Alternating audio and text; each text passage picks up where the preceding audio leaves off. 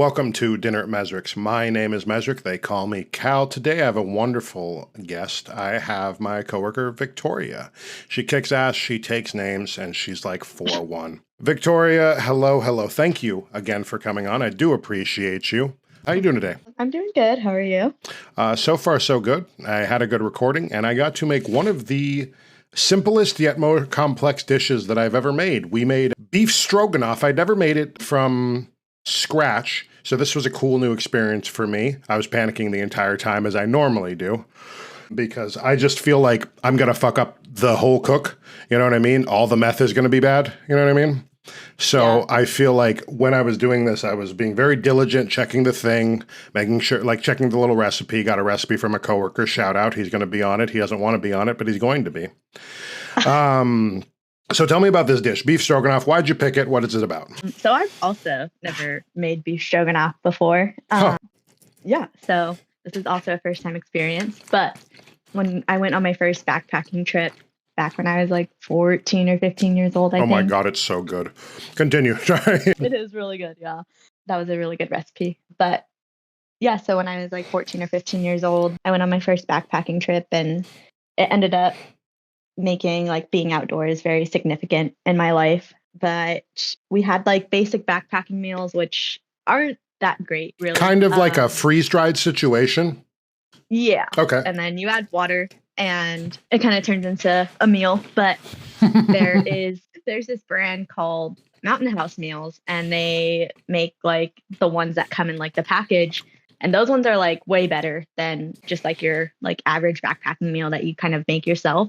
And they are like very filling. And so on like the hardest hike that we had on that trip, at the end of the day when we were eating dinner, like that was our meal for the day.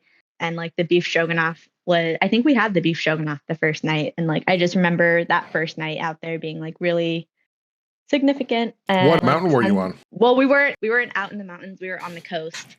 And like the spot that we were camping at, you could like see Canada from where we were because it was like so close. But that first night, the sunset was just very beautiful. Like the way that the sun was like reflecting off the sand and the water, like the sand looked purple. God. Oh my God. The sand looked like purple and like sparkling, and like the sky was just like a rainbow of colors. And so, yeah, that kind of like did it for me when it came to going outdoors. Because prior to that, like my dad would try to get me and my brothers to go hiking and stuff, and I was just never super into it. And yeah, that first night I was like, okay, well, I definitely want to keep doing this. And so ever since then I've been backpacking. I've been super into hiking, rock climbing, trying new stuff like snowshoeing and whitewater rafting. Like the outdoors have just become a big part of my life. And so this stroganoff kind of like embodies that first vibe. Yeah, like how do you think your recipe compares to the recipe you had when you were a kid? Oh, it's way better. Like this, yeah, this new one is so good. The backpacking meals, like those ones, they were like kind of greasy. Why don't you bring, because you're going for is backpacking multiple days? So that's a multiple day thing. Okay, so I was wondering why you guys don't just like bring a couple fillets, bring a couple, you know what I mean? Like because I was a Boy Scout, but I only went on one trip. And I also made beef stroganoff, weirdly enough, because I'm like, oh, this will probably fuck. You know what I mean? Like, yeah. And I didn't like realize that being outdoors, eating stroganoff in the cold, fucking cold, crisp air in the middle of a fucking desert. I grew up in California, so like when you go out to the desert, there's fuck all nothing. It's beautiful. Yeah. It's breathtaking. And then even in San Francisco, when I was living there, you could find little nooks that were just crisp, beautiful air. You ever been to Santa Cruz? I have not. Okay, well, get down there. Those trees are something different. Holy shit. That should definitely be hit the redwoods and on your adventure spectrum. Hit the redwoods. Oh, yeah. The redwoods are they're beautiful. On my bucket list. I got to lead my girlfriend at the time and one of my best friends through their mushroom trip through that forest, and it's just pitch black. There's fucking no lights for miles around, and it was something beautiful, something like you can't really quantify it, especially when you take those pictures, when you You know, because for a long time I had a thing with my friend Jessica Denali. Check her out, Jessica Denali Comedy. She's doing a bunch of shit. She's in LA kicking ass. But we had a hashtag that was sunrise skanks and sunset sluts. So we would hashtag though every picture, everything. It would be every Tuesday we'd meet up and we'd watch the sunset at the end of, what was it? I don't know, the end of the 45 line or something. It was a bus that went all the way down to the beach and we'd watch the sunset, smoke a little bit of weed, and then go on with our day. But sunsets, it's funny that you mentioned sunsets because those are like transcendental objects for me. You know what I mean? Yeah. As someone that can appreciate a sunset, especially anywhere. And I was an urban hunter with sunsets because I lived in San Francisco. I lived in San Diego. Like I like urban areas. I'm a city boy. But there's nothing like being on top of I was on fucking like Strawberry Hill or something in Humboldt. And there was just trees all around and the sun was setting and it was just quiet and you could breathe in the air. Like that shit's nuts. I don't understand. Yeah. Like, I don't know. I went on a rant with this a long time ago that if I'm on a dating app and somebody's like, I like hiking, there's 2 levels of hiking. Let's go out and have a fun day. And you have a fucking Camelback and you've got hiking boots. I'm fucked. I'm not going to be able to keep up. I'm bonervilled. You know what I mean? So like when I see that, I'm like, oh shit, I'm not going to tell this girl that I like hiking. I'm not going to lie to her. You know, because up until recently, my lungs couldn't handle it. I quit smoking cigarettes a couple of days ago, about a week and a half ago. I'm proud of myself. I'm getting my breathing back because I'm getting old and dying and I want to breathe. You know what I mean? But with hiking and stuff, I feel like you're the extreme. You're like, we're going to go on like a 4-day hike. It's like, that's not a hike. That's like, you know, an Amber Alert. You know what I mean? Like that's like or a silver alert, you know, when like an old person goes missing, that's me. I failed compass making in Boy Scouts. You know what I mean? But what would be something that you would suggest to someone like me to get me excited to do so? Like a good hike or a good hike, a day hike, or like something scenic that wouldn't kill me. I mean, have you ever done like Rattlesnake or Poo Poo Point or anything like that? No. Closest thing I've gotten is I found 2 of the trolls in Washington, lol. And then we went to there was like these falls, like this waterfall. What? Are you talking about Snoqualmie? Maybe. I don't know. It was like an hour and a half drive away. Fucking, I don't know. I'll Google it. I'll look it up. But we hiked to a waterfall. It was a pretty popular trail. A lot of people at the waterfall and stuff. It's on one of my reels. App they call me Mez, always be plugging. But no, I like hiking. It seems fun, but then there's the extreme. So what, like, how could I do like a 1 day or a 2 day? Because I kind of like camping. I can sleep on the ground, fuck it, whatever. But like, what's the bridge to that? You know what I mean? Yeah. Like if you're trying to get into multi-day trips, like you could, I think like the coast or like the Olympics have probably a really good like setting for this where you can find a spot to car camp and then there's just trails all around that you can, you know, just go on and find your way. Like I know that out on the coast specifically, like you can car camp out there. And then like if you want to check out the Hoh rainforest, like it's not that far. And from what I understand, I've never been through it, but from what I understand, it's pretty flat and like it's like only 1.5 miles or something like that. So that one's definitely doable. But if you want to get into like the more extreme hiking, I guess, I mean, that's what I kind of did was just start with like hiking Poo Poo Point and Rattlesnake and like those more like popular trails. Why is it called Poo Poo Point? I don't know. I could not tell you. I've never looked that up. You've never once questioned saying the word poo poo that many times and it's never bothered you. I think I just got used to it. Just let it kind of glaze off the side. Okay, sounds good. I mean, the first time I hiked that trail, I was probably, it was when we first moved here, so I was like probably 12 or 13 years old. And when you're 12 or 13 years old, I don't think you fully realize that you have Google at your hands to look up whatever you want. But yeah, then I just kind of got used to it and I don't know, never questioned it. Where did you move from? We used to live in Sacramento. Oh God bless. Yeah. I'm glad you got out of there. Me too. I do like it here a lot. I remember that you've mentioned you had quite a journey because I asked you a couple questions, offhand. I always ask the guest, what is the advice you would give your younger self to get to the point you're at now? Oh God. I think, I mean, kind of a lot, but recently something that's like kind of been sticking in my head is that life goes on and, things like never stay the same. Like there's been a lot of times where I'm just like in situations where it's not the greatest and I'm not doing super great. I'm not too happy and I'm just kind of like feeling down on myself. And like, I think when you're in those times, like you start to feel like things are not like it's just going to stay the same. And something I've been having to remind myself is that like life never stays the same. Like it's constantly changing and you never really know if it's going to be for the best or for the worst, but at least it just keeps going and, you'll come out of it eventually. Yeah. Do you feel like you owe yourself any more than like what you've given? You know what I mean? Do you feel like if you could like rewrite it, would you have done it different? No. I think about that like a lot and like I'm very much the person and like I love who I am today. Like That's fucking dope, dog. That's fucking dope. Sorry. You don't hear that very often. I have a mouthful of food. I had to interrupt you. Like, that's so fucking dope. Thank you so much for, God, you don't hear it very often. God damn. This one's lucky over here. We're all like self-loathing and she's like, I'm fucking dope.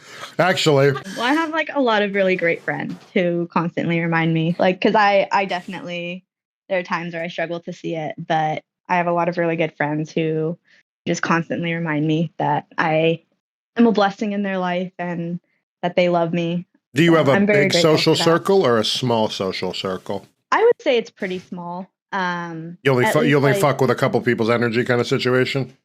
Yeah, kind of. I'm like able to get along with a broad range of people, but you seem like very personable. You seem to be smiling and shooting the shit even though you don't hear him half the time, but that's beside the point. Beside the point. I've gotten very good at it. Powerful. But yeah, like my closest friends, like I only really have like, I don't know, like 2 or 3 really close friends who I feel like really see me for who I am. How long have you been friends with them? But one of them I've been friends we actually met at Fred Meyer in Maple Valley. You find it at Freddy's. Fuck off. Find it at Freddy's. Fucking A, dude. I did find my best friend, though. That's what I'm saying. No, that's what I'm saying. No, they always say it. You think it's a joke. And then they're like, no, I met my wife. I met my best friend. I met my fucking, like, I met my social circle. Like, it's like, find it at fucking Freddy's. Oh, God. You hate to see it. Continue, sorry. Yeah, I know.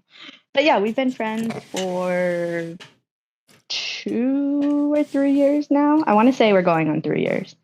And then one of my other really close friends, I met her when we were in college together back in the summer or like fall of 2019. So what is that? 5, 6 years almost? I don't know. I try not to think about how old I am sometimes. And then people say things like the 90s were 30 years ago. And I'm like, wait, what? Oh, yeah. Yeah. But so you also have a good family connection, right? Is that something that's been established up here or was it something that you've always had? What do you mean? Like, I feel like some people like, they're like, yeah, I wasn't really close to my family and then I got closer to them for a certain reason or another, or? Oh, I mean, my family, I live with my dad and my brothers, so we're pretty close, but all of my grandparents and my cousins and like my aunts and uncles live in Sacramento still, or like in California. So I don't know. I don't really talk to my family very much unless we're out there visiting. I talk to like my grandma, like probably once a month, but I'm not like super, super close with my family, unfortunately. Neither am I. And I feel like sometimes I'm like doing them disservice. Like my mom's like, hey, haven't heard from you in like 2 months. And I'm like, fuck. Like, and then my dad, whatever. And, I know he doesn't listen, so fuck him.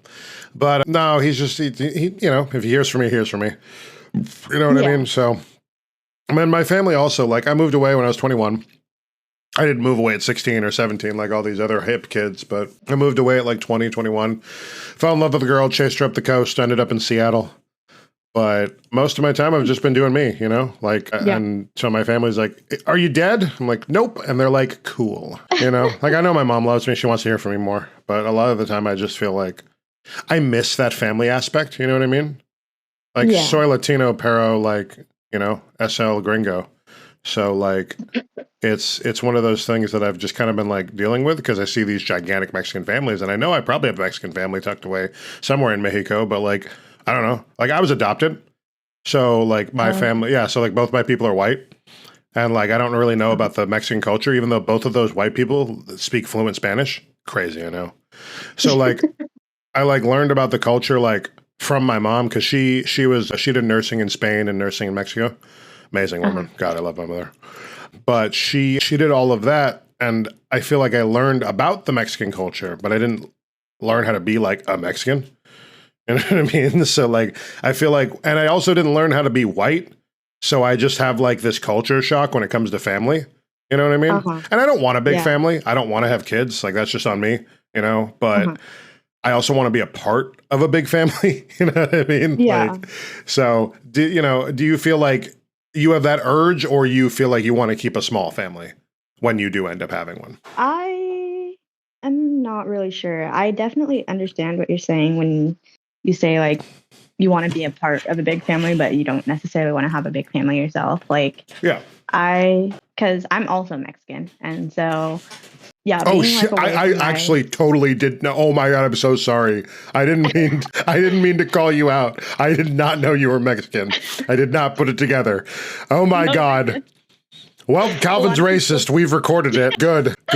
But yeah, so like I do have a big family like back in Sacramento, especially on my dad's side, and I did get to be a part of it as a kid. We didn't move to Washington until I was, I think, 12 years old. So yeah, I did get to like experience that. Like I got to have like the big family parties for like birthdays and Christmas and like the holidays and everything. Have you ever been to a quinceañera? Yes. Oh my god, that's awesome. Several. I think I was like in my cousin's quinceañera. Oh hell yeah! What do you mean in? What does that mean? Like the girl gets to kind of pick like her friends or like her cousins or siblings or whatever. Like sometimes they'll like dance in it, or they're just kind of part of like the whole like presentation of it. Okay. Yeah. And so okay, sorry. No, you're good. But yeah, I had an older cousin, so I was still like a kid when she turned 15, and she had me as like a flower girl, essentially. Almost like a flower girl, yeah. You do something cute, everyone laughs, like. Yeah, pretty much. But yeah, so like I did get to experience those things, and moving to Washington, especially like we moved to Maple Valley, and I don't know if you know anything about Maple Valley or like the Tahoma School District, but it's very like middle upper class white. Yeah, it seems like a white place. Yeah. So growing up and like spending the rest of like my like major developmental years over there, like I know now, like it really affected how I viewed myself like as a Mexican. Oh, you felt like it was a detrimental thing being Mexican? Yeah. Okay. Like okay. I didn't realize until recently that like I think I carried a lot of shame, like being Mexican, like just internalized shame, not realizing it. Was it something that was like, really in front of you, or do you think this is more internalized? I think it's definitely internalized. So it wasn't something that was essentially brought to your face, like Vasquez or whatever the fuck, you know what I mean? Like they're not like the last dame, you know what I mean? Like, yeah, no, it's never like that. I had felt like I wasn't accepted, because like my friends in high school, they were all really great kids, and like they were nice. I was never like bullied or made fun of or anything for being Mexican. And I think a lot of it is that like I don't look Mexican. Like I do look like I could, like I think I'm like white passing for sure. So I think it was definitely internalized, and like just something I didn't realize. Like I was just trying so hard to like assimilate with being white rather than like exploring my culture and learning about it. And like I didn't get to be around my family after 13 years old. And so do you speak Spanish in your house? No, we don't. Okay. Like my dad is the only one who ever spoke Spanish. And he says like now that he hasn't been around his family and like hasn't been actively speaking Spanish for like 10 years now, like he's not as fluent as he used to be. Like he can catch up, but it's something where it's like speaking very slowly and it's not conversation. We might as well do broken English, you know? Yeah. Yeah. So I think like from like the whole family aspect, I do like kind of long for that because I do want to identify with my culture and like I want to be able to honor it and like embrace it and feel proud of it. And it's not something that I have anymore. And like I haven't had for over a decade now. And so like I do kind of wish to be around my family, but at the same time, I don't want to raise a family myself. Like, I kind of want to just post up, like, I want to exist.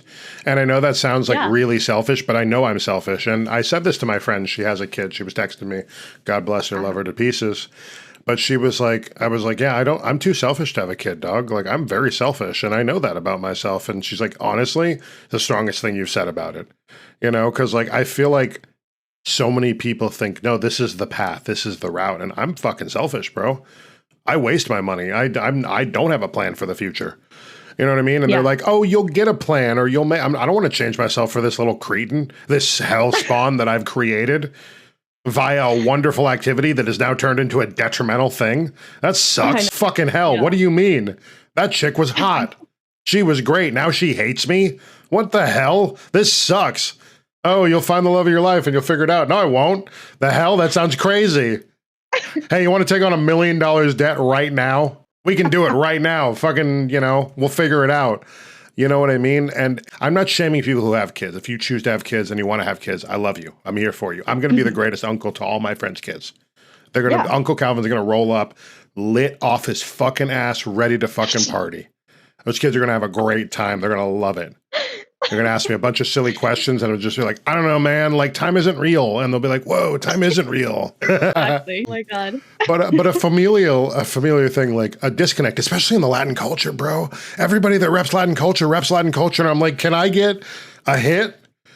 Can I bum off your cigarette of Latin culture? Like, I don't like, I want to be called mijo and like, you know, I want people to say, ay Dios mío. You know what I mean? Like I want... Because I had Tia and Tio because my mother, you know, she was bilingual. So she was like, this is Tia Sue, Tio, you know, Tio, whatever. Like I had Tias and Tios my entire life, all white people. the juxtaposition of even that, you know what I mean? But so like, I was weirdly good because my dad grew up in Honduras. So he grew up speaking multiple languages and most of it was Spanish. He does also real estate in Mexico. So he speaks fluent Spanish. My mother, she doesn't speak it as much, but she can, you know, keep up in a conversation. So like I was around it my entire life, but apparently I was afraid to learn it because I was like, if I speak Spanish, I'll go back to the foster home. So like my brain when I was very young went, don't fucking speak Spanish, you're good. Yeah. And I just stopped and I'm like, wow, that really fucked me. Like, I was like, wow, I could have experienced an entire culture and had like a good connection and I could have dated Latin chicks with big booties. But no, now their abuelas hate me and I can't fucking go over there.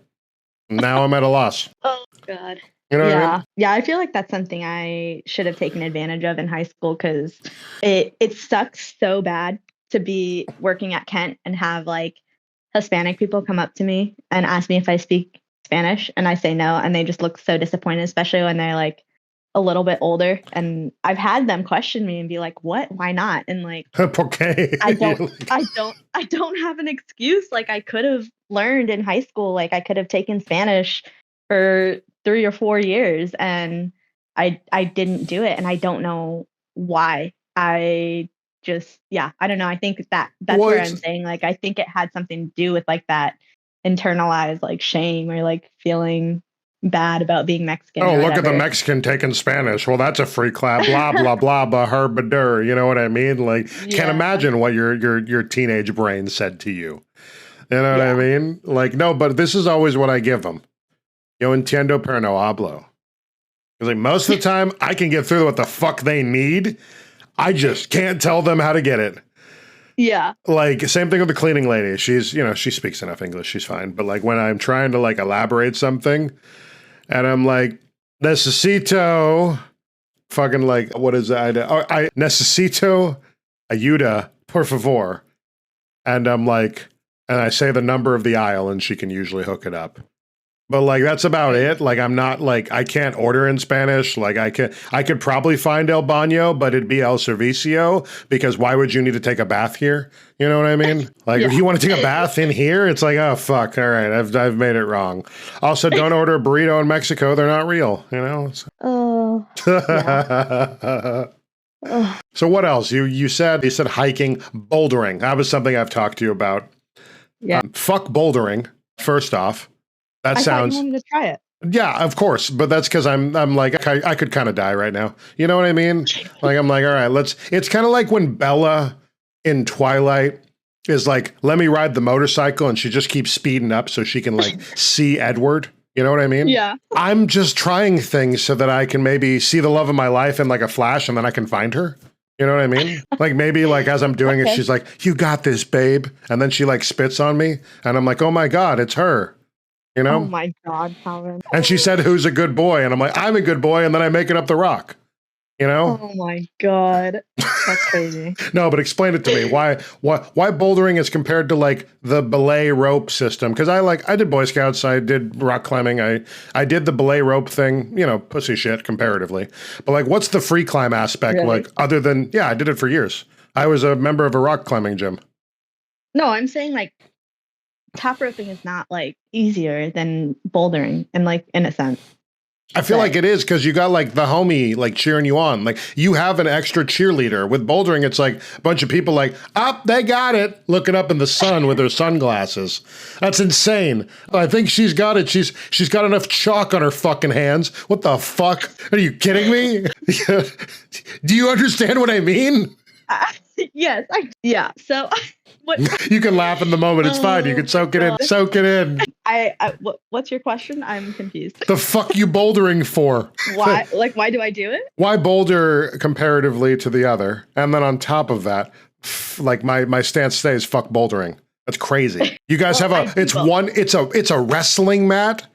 It's a thin. I got fucked up on wrestling mats for 4 years. They're not that thick. It depends on what gym you go to, but I think like most gyms have pretty thick pads. Even with the bouldering thing? All right, go.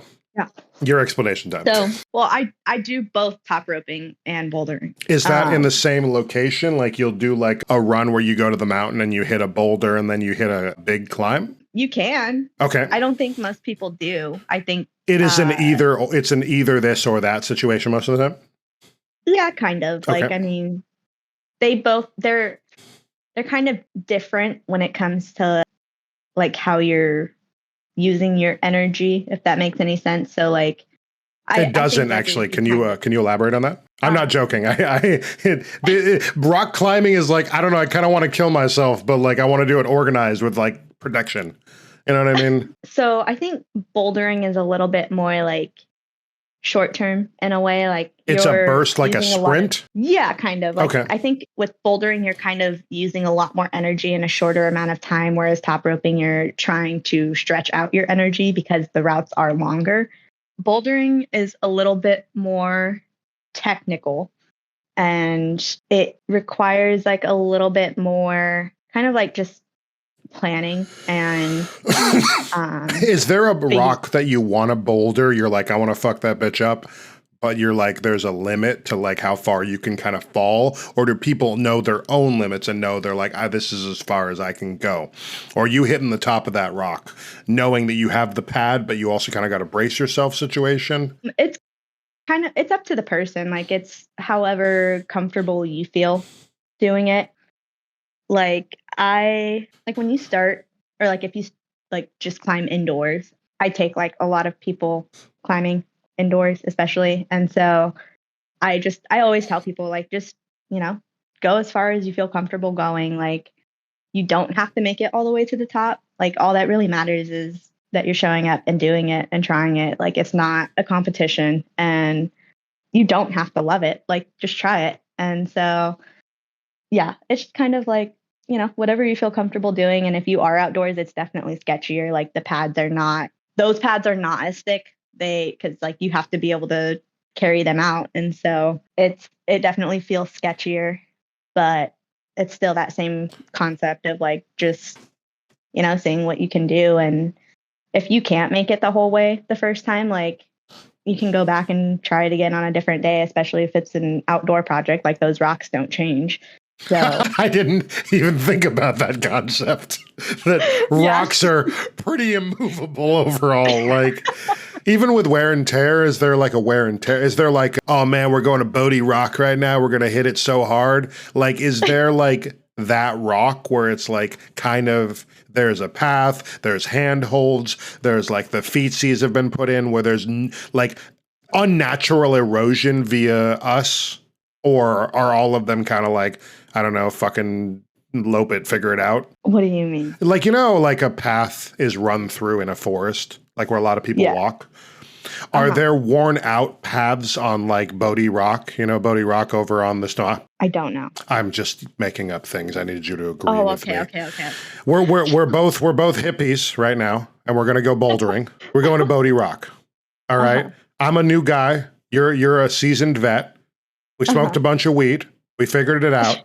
We put our chalk on our hands. If I'm looking at Bodie Rock and I'm going to hit this bitch, I got the pad right under me. Is there a designated kind of path on a specific facing of the rock that has been worn out by people climbing that and bouldering that? Well, a lot of outdoor routes have like been established, especially like if you're talking in like the common climbing places. So like Joshua, Yosemite. If you're talking like common climbing places, continue. Like out here, like you have like Leavenworth and North Bend that are really popular, and so you can find guidebooks that tell you like where these routes have been established, and like people have named them, they've been graded, and sometimes depending on the kind of rock, and you'll see it like more commonly with like sandstone and like those softer rocks.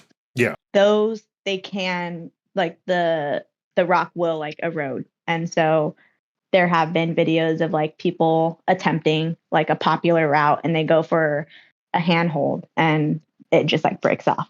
And so, but I don't think it's common with like the like super popular routes that people do like that, like the professional climbers. Yeah. Like the V19s and 20s or whatever, like the stuff that's way up there. Like, what is that? I don't think that's like just like some of like the hardest bouldering that you can do, because it's bouldering is on a V scale, and so what is a V scale? I can't remember what the V stands for. I think it's like the initial of the guy who created the V scale, but it starts at 0 and it goes all the way up to like 19 and 20. I don't know if it goes above that, but 0 is going to be like the easy beginner stuff. And then like me right now, I can barely do like 3s and 4s. Well, I can do like probably 75% of like the V3s that I attempt. And like, I'm trying to work my way into 4s. But yeah, like your professional climbers, like, I don't know, Nina Williams, Alex Honnold, just like all of those people that are really up there, they are doing like 17s, 18s. Like 19s. they got the grip strength of like a warrior. Like, beyond that, yeah. Yeah, I'm looking. If you're saying you're V3, V4, I'm looking at this chart. It goes all the way down to V17. It just says burden of dreams. What does that mean? That is probably the name of a route that is a V17, and people like there are people that they kind of create routes that are those levels, and they'll like do the first ascent of them. So like Sean Rabitou, he is part of like, I don't know if you know who Brooke Rabitou is. She was in the Olympics, and her brother, he is very popular in like the bouldering community. And so he just came out like with his own, I think it's supposed to be like a YouTube channel or something. It's called Mellow Climbing. And so he's been doing like a lot of V17 first ascents on there. And so, yeah, I don't know what Burden of Dreams is. It's probably just another popular route that people try to do or something like that. I'm looking at these and these look terrifying. All right, subscribe to that guy, Mellow Climbing on YouTube. Oh my God. And that you would say that he's making these V17s, or is it? I don't know. I haven't. You don't know what the pinnacle.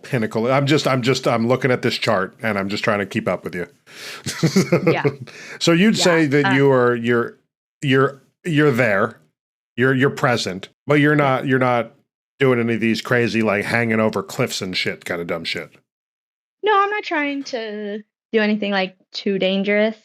I do want to like get better and get more into it and like try to work my way into like the double digits. But yeah, I right now I'm doing it mostly just like for fun. Like I love it as a sport and I think it's like it's been really good for me, you know, just like a good way to keep my body moving and everything. But it is something that like I do want to take a little bit more seriously and like get more into like the training aspect of it so that way I can get better because I've been kind of like stuck at the same level that I'm at right now for like a year and a half now.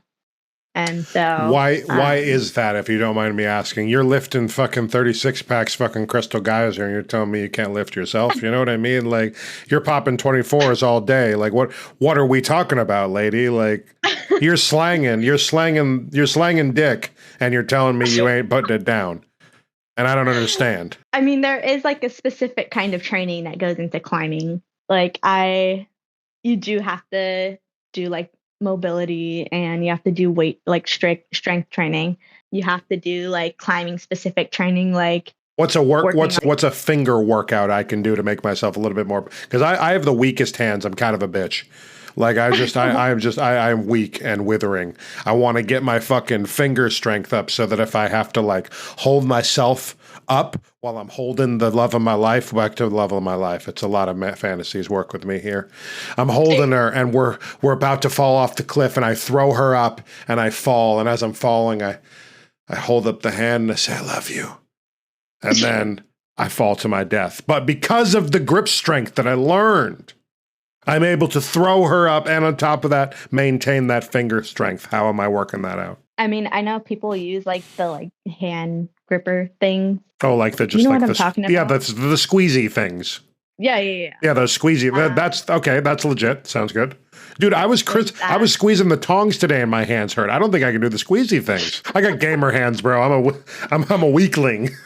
Oh, I mean, they start off like pretty. I think you can like they're like adjustable. You can like adjust how much really like pressure there is. Yeah. Huh. Has that technology evolved? I had them when my parents had them when I was a little kid, and I remember I was like,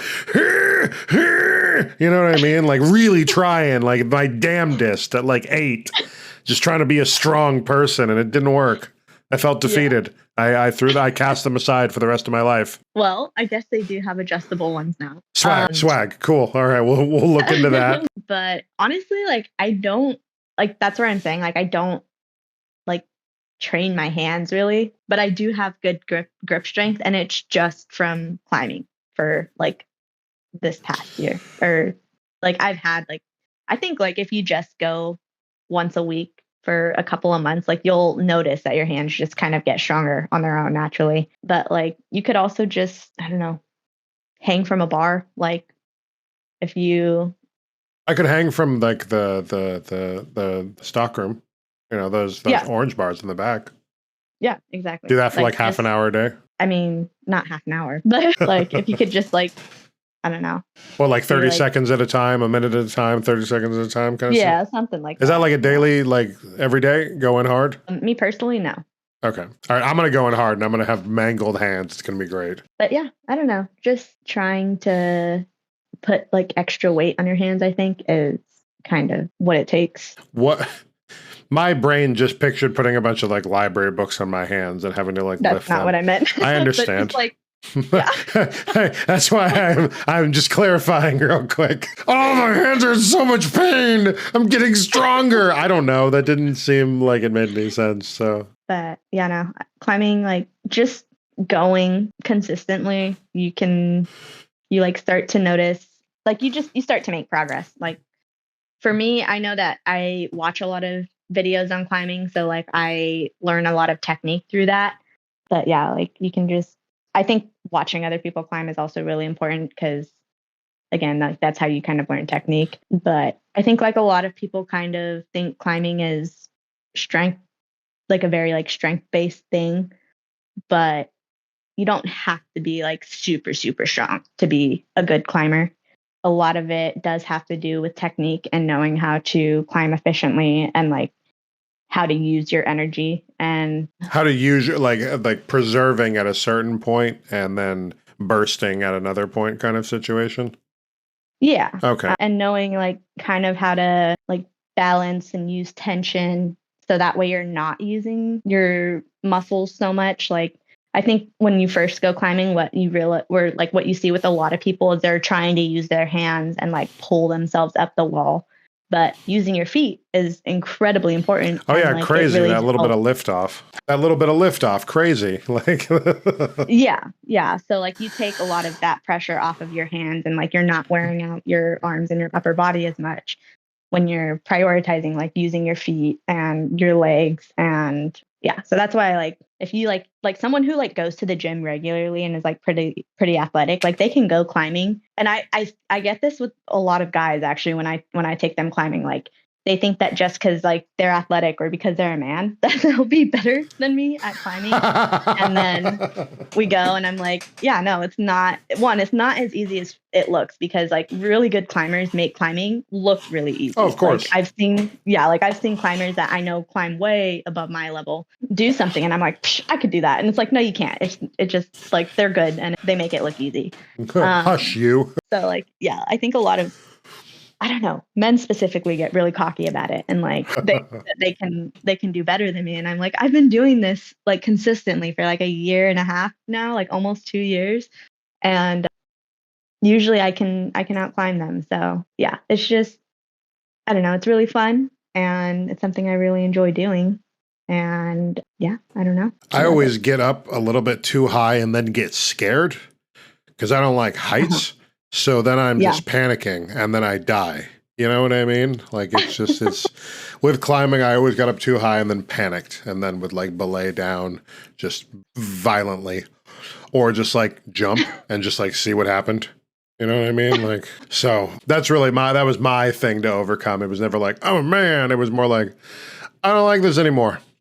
Because I'm all adventurous. I'm like, I'm going to fuck this up. Like, even like the rock walls at joints, you know what I mean? Like, when you get up to the top and you're like, I don't know what to do now. Like, even at the top, I'm not like, oh, I conquered this. I'm like, I am up far too high right now for this human being to be doing this. And you got to commend people that are doing that crazy shit. I always picture bouldering. Why I say it's such crackpot craziness is because I see those people that are like urban explorers and they're like hanging off of like the top of buildings and shit. Yeah, that's crazy. Yeah, okay. Okay, cool. Like, you're not that kind of person where you're like, yeah, I'm just going to hang off a crane real quick. Yeah, no, I'm good. Would you free climb like a building like that crazy old man? I have to send you this guy. I don't remember his name. He's on the Instagram, but he just like free climbs fucking buildings and gets arrested every time. It's very funny. It's fucking hilarious, but it's just him psychopathically climbing these like sheer faces and you're like, you know what I mean? Like, is that something you would do? No, I don't think so. No, it's No. you enjoy the climbing, not the death part. Because he has a lot of slip videos too, and you're like, oh my god, this man's about to die.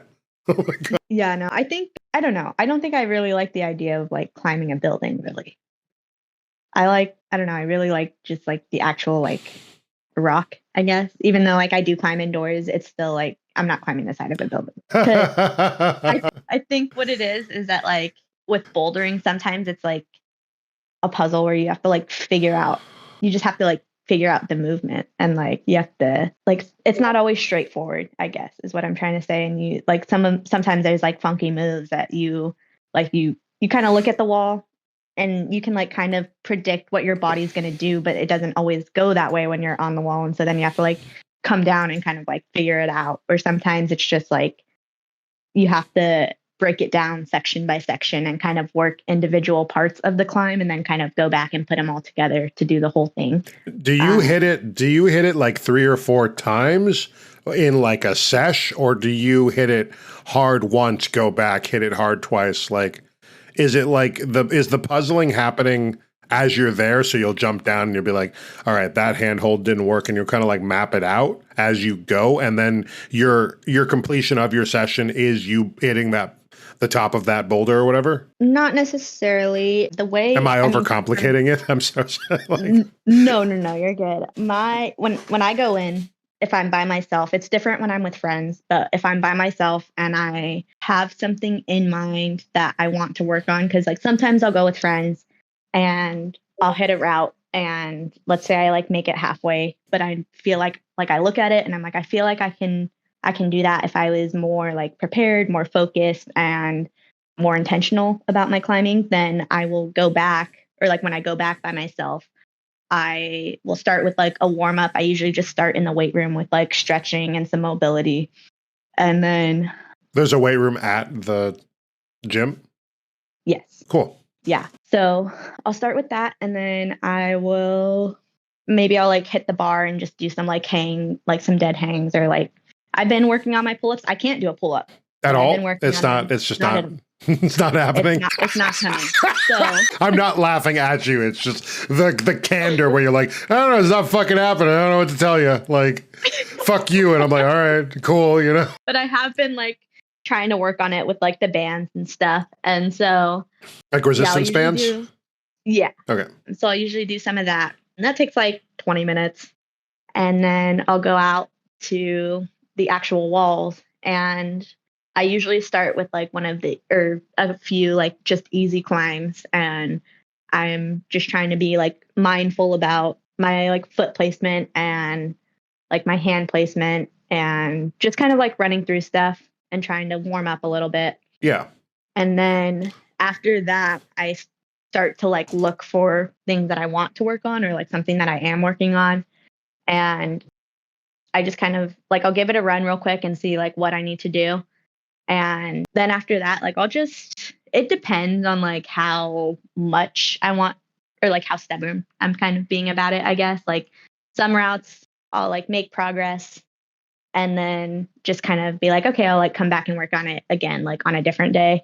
Sometimes like there are routes that I'm like, I want to finish this today and like I'll do my best. Like there has been times where I've spent an hour on like a single route and then like if I get it, then I get it. Or if I don't, then like I kind of get sick of it and I'm like, okay, like I have to come back a different day. Like it's just not going to happen today. But yeah, it's just, it kind of depends on how I'm feeling, how like the specific route itself, like how much fun I'm having with it, or like if I like move, like there are some routes where I just really like the movement and like the flow of it.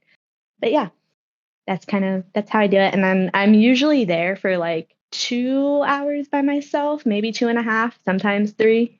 And so I spend like the first 30 minutes warming up and then the rest of it, I'm just kind of projecting stuff, but I take breaks in between. Like I'll attempt something or like, try it. And then I kind of sit and I take a break for like 2 or 3 minutes before I go back up and try it again. Like I'm not constantly just throwing myself at the wall and like, I'm like trying to conserve my energy so that way I can use it for a longer amount of time. Are you there? Hello? Hello. Oh my God. That was entirely my fault. Kaiser cut that whole chunk out. That was just me muting on accident while I was vaping and didn't unmute. Cool. All right. Awesome. So I'm going to ask the same question again. That was my bad. So in the headphones, what are we listening to? Are we listening to podcasts? Are we listening to like music? Are we listening to like smutty audiobooks? Like what are we listening to in the headphones while we're doing this? Or are you just like straight raw dogging it and just experiencing the moment? I'm usually listening to music. I don't know, whatever I'm feeling. Sometimes it's like, I don't know, not like EDM, but like, like that really like hard workout music people listen to. Sometimes it's like that kind of stuff. Sometimes it's mostly EDM, yeah. At a certain point, if you're going to reduce it, it's just EDM. True. I've been listening to electronic music since I was 10 years old. At a certain point, it all kind of runs together. Like it's just. Sometimes it's just, I don't know, like rock or like rap. But it's mostly music. You're mostly hitting music on it. Yeah. Or pretty much always. Yeah. I don't think I'm definitely not like listening to audiobooks or podcasts or anything while I'm climbing. And then it was ripped from her forceps. And you're like, wait, why am I excited about this? Hold up. Calm down. I shouldn't be gassed during this. Well, it sounds like climbing is a euphoric experience for you, to say the least. It is. Yeah. Yeah. All right. Well, that's going to be about the end. Do you have anything else you want to finish up with? Anything that you would like to say to people in general at this time, especially at this time in the world? Do you have anything to offer everyone? I think people just really need to learn to be in community with each other and look out for the people around you because, yeah, things are getting scary out there. And like we have to be able to lean on each other. Otherwise, it's just going to keep getting worse. Well, I'm glad you could share just a conversation and a meal. I usually obsess about the food, and I was so obsessed that I finished my meal at like the 15-minute mark, and I didn't want to say anything because I scarfed that shit down. Check out the beef stroganoff. I'll have the recipe that we used in the link down below. Check me out at twitch.tv/Mesrick, youtube.com/Mesrick, at They Call Me Mez on Instagram. If you want to ask any questions, want to be on Dinner at Mesrick's, or have a recipe that you'd like me to try, you can email dinner@Mesrick's, all words, not dinner at, like Gmail at, but like dinner@Mesrick's with the S at the end at gmail.com. Email me. Victoria, it has been wonderful. This conversation has been, I'm going to use the word enlightening, because I really, really appreciated a lot of the insight you had today. Oh, well, thank you. I was nervous about this, not gonna lie, but no, it was cool. It was fun. Well, I'm glad. Anyways, wave bye. Bye.